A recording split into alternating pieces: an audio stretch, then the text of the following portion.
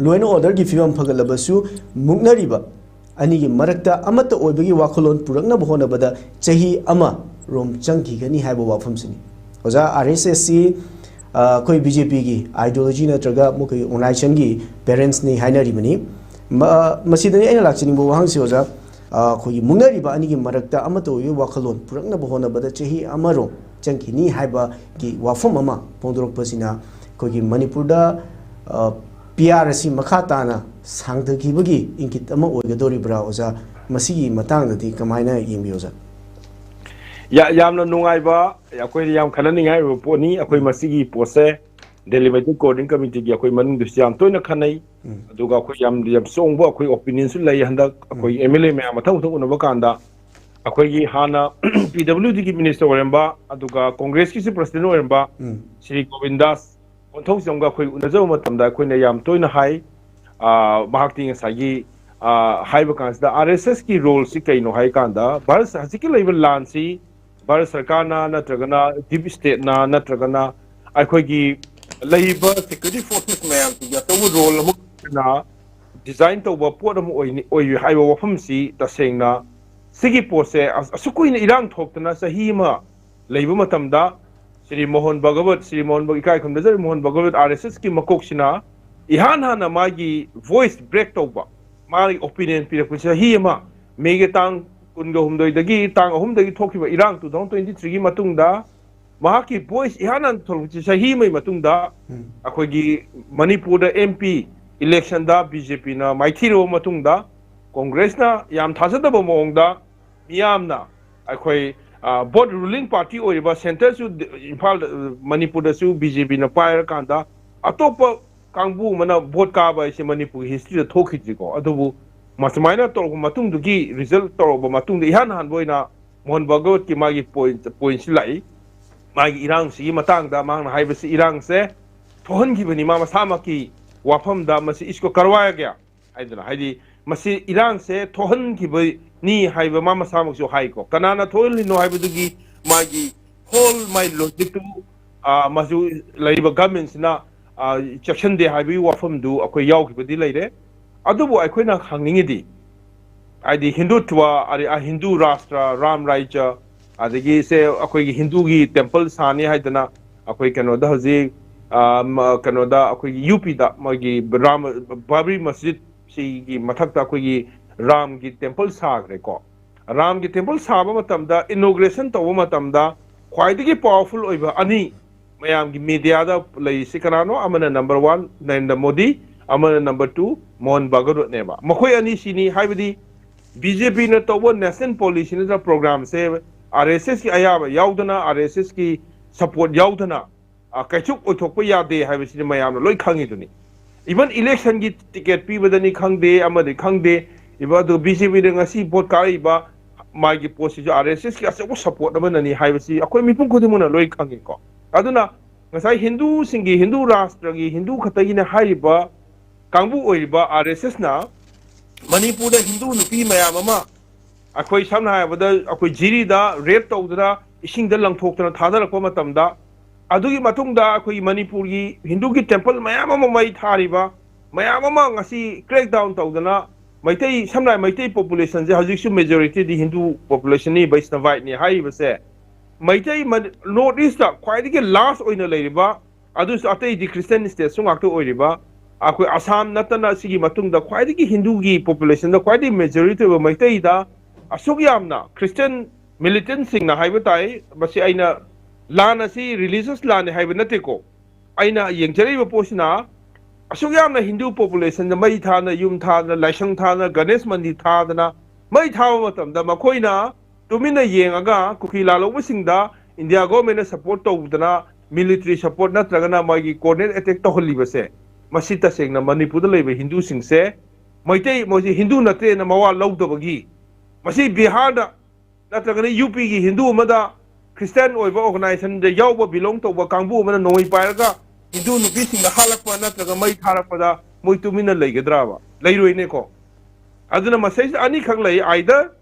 अखोई मणिपुर लेबे हिंदू सही चमरी चौगा दगी वृंदावन चतना खोतना लैरदना अखोई यामना वाना अखोई सिगी असौबा कल्चरल रिलेशनशिप अमा थमइबा सिगी ईस्टर्न साइड से इस ख्वाई मणिपुर स्टेट से हिंदू स्टेट ने लाथोनी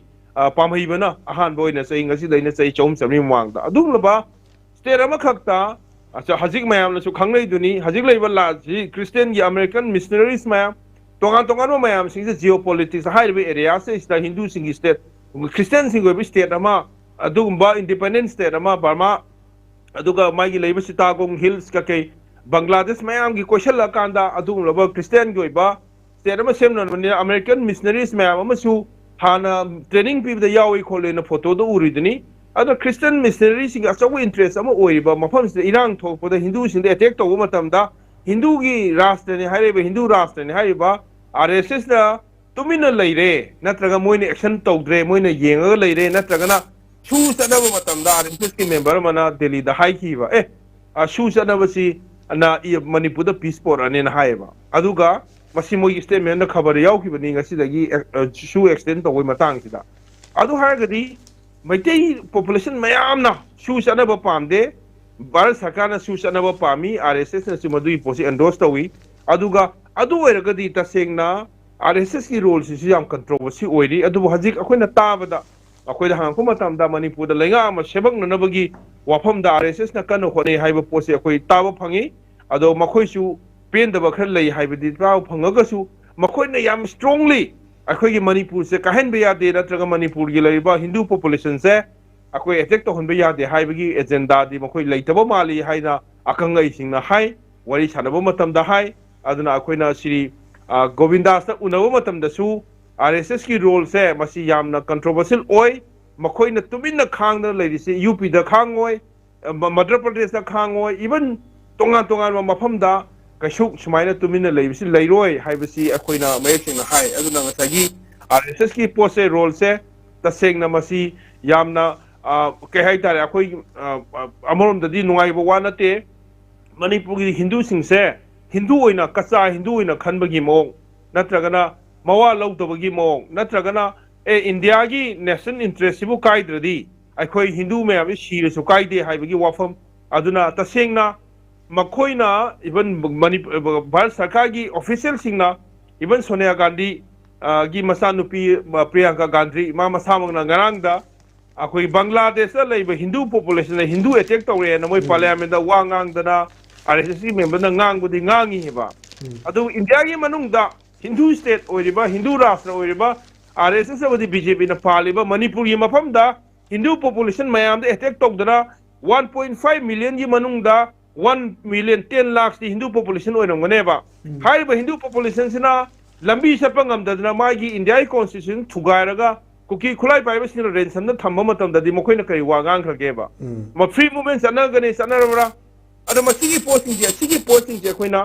मणिपुर RSS हाइबसी सही यांखैदगी वर्क तौरबा कांगबु मनी यामना कुइना काबु मनी अखोइदा कनोमन हाइबिरई बीजेपी दगी हाना RSS ना यामना डीपली वर्क तौरे हाइबसी ताकपिरई को अदो इतारगदी 1.5 मिलियन अदो 10 लाख हिंदू पॉपुलेशन से लेंगबो ओपंगमदना लइबो फिल्म सी कनाना चेंज तौनरबो नो हाइबदुदी RSS ना खनब्रा बीजेपी ना खनब्रा अदुगा लइबा पोस्टिंग से खनब्रा अदुना तसेंगना RSS नसु मखोइना मणिपुर की लइबा हिंदू पॉपुलेशन सिंग असे नुंगसिरे नत्रगा मोइगी कम्युनिटी नि नत्रगा मोइ रिलीजियस फैटर्निटी ने हाइना खंडो ओइबा तारगदी 1.5 मिलियन पीपल ना मागी मयुम द ससगे हाइबा मतमदा तोरबुंग एरिया द तोरबुंग द लइबा प्रजा सिंग मेजॉरिटी दी अयाम हिंदू ओइरंगनी अदुम बोइ दे अटैक तौबदा कुकी लालो सिंग सिना अटैक तौबदा मोइना करी वा हाइ खगेबा हाइ ब्रा हाइ दे नको अदुना मखोई लोइम मानब गाक्तनी हाइना मयामना हाइनरिबसे मणिपुर मियामना पेंदब फोंदोंनरिबसे मसीसु RSS की मथक्तसु यावरकदोइनी मियामना पेंदबसि हेंगलकदोइनी हाइबसि मखोइना खंगबम थोई हाइना अदुमाइना हाइनिंगी अदुगो मखोइना चेंज तौगे हाइतारगदी आइना सा हाइजगिबदुनी राम जन्मभूमि की मंदिर साबा मतमदा मणिपुर मियामना पैसा मयाम खाइ मणिपुर मियामना पैसा मयाम खाइ कैसु काइदे खाइबम थोइना खलगसु मंदिर साबा मतमदा अहानबा इनोग्रेशन तब मतमदा उरिबा फोटो द वीडियो द उरिदो मिसक अनी खतनेबा अमना प्राइम मिनिस्टर मोदी अमना अखोइगी कनो करी हजिगी मोहन बागल सिनेबा अदुना RSS ना बीजेपी ना कसु पॉलिसी तौंगम नते हाइबसे कोई मियाम लोई खांगी तौसन्नबा adagi akhoi kadar tauba masigi pose akhoi miyamna akhang ahai mayam su leiri Delhi da su intellectual oza mayam leiri Manipur da su leiri malem gi miyam mayam su leiri aduna tausan na base masi tauba phate aseng aseng do tauba phai hai base akhoi madugi pot thamni